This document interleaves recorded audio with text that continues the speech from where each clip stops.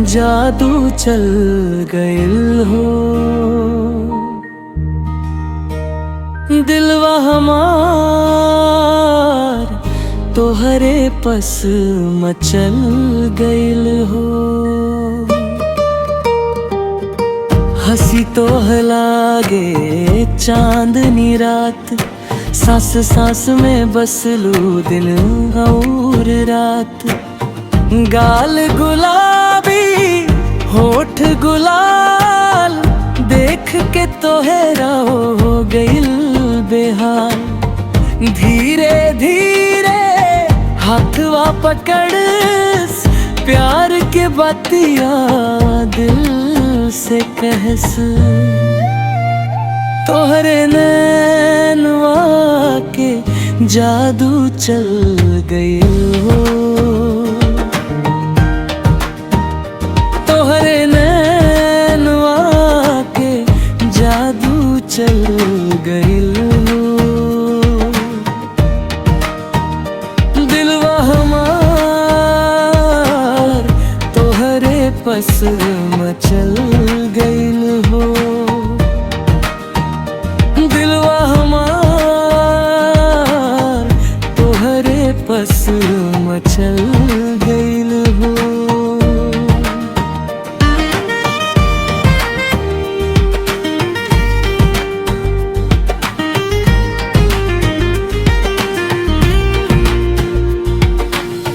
रहब साथे जन्म जन्म, तू ही बा हमार सनम।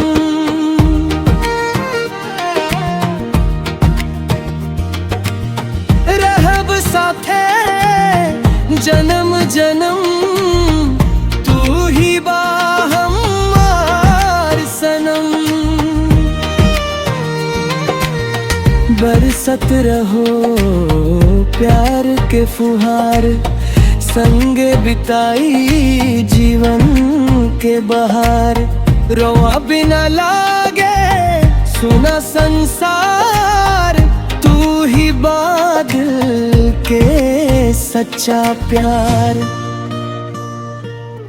साँझ सवेरे तोहरे ना रहे दूर, मनवा करे बस तोहरे हजूर। जियत मरत रहब तोहरे संग, तोहरे नाम से धड़के मन के रंग। तोहरे नाम के सजल बा सपना, साथ निभाइब जन्म भर अपना। दिलवा कहे बस ही बात, रोआ से बा सच्चा प्यार।